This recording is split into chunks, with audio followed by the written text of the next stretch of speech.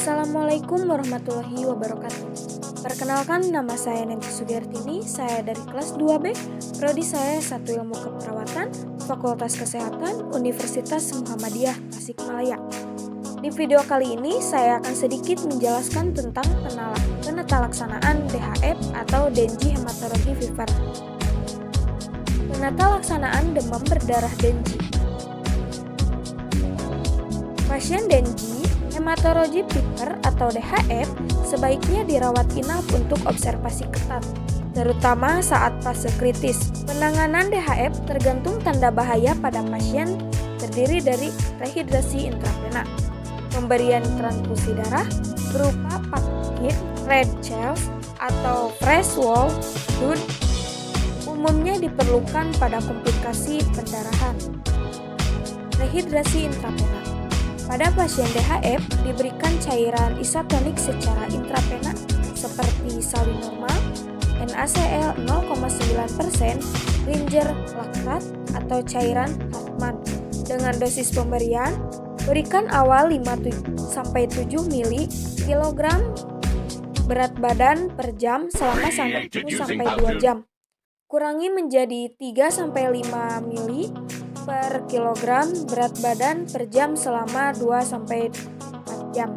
Kurangi kembali menjadi 2-3 ml per kilogram berat badan per jam, kemudian cek hematokrit.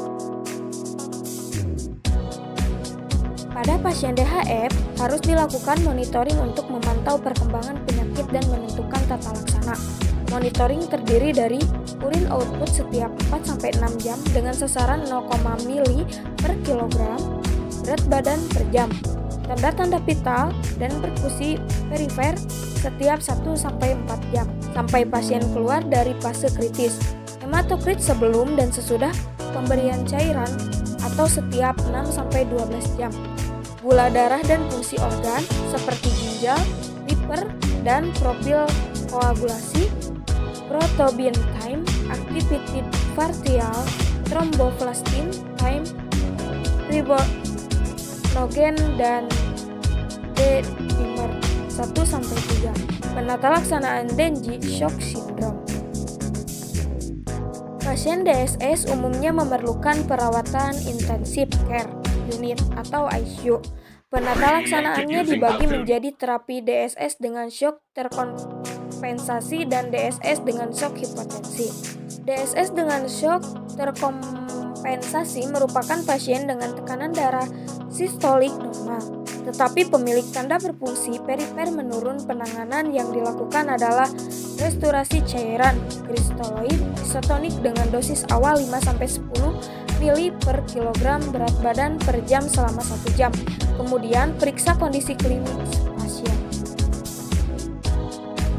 Apabila keadaan pasien membaik, maka cairan dikurangi dengan ketentuan 5-7 ml per kilogram berat badan per jam selama 1-2 jam. 3-5 ml per kilogram berat badan per jam selama 2-4 jam.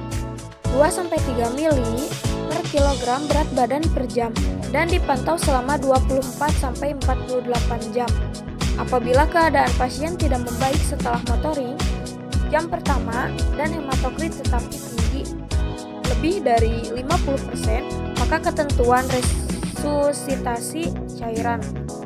Bolus 10-20 ml per kilogram berat badan per jam dalam 1 jam. Apabila keadaan pasien membaik, maka cairan dikurangi menjadi 7-10 ml per kilogram berat badan per jam selama 1-2 jam. DSS dengan shock hipotensi adalah pasien dengan tanda-tanda nadi lemah, puls pressure sempit, kurang 20 mmHg, hipotensi berdasarkan umur, akral dingin, lembab, dan gelisah. Penanganan adalah resusitasi cairan isotonik seperti 0,9%, salin dan ginjal laktat, atau cairan koloid seperti dextran atau high steril, pemberian dosis awal 20 ml per kilogram berat badan. Bolus selama 15 menit, kemudian periksa kondisi klinis pasien.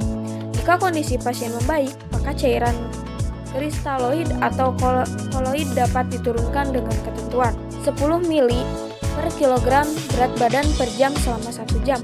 5-7 mili per kilogram berat badan per jam selama 1-2 jam. 3-5 mili per kilogram berat badan per jam selama 2-4 jam. 2-3 mili per jam.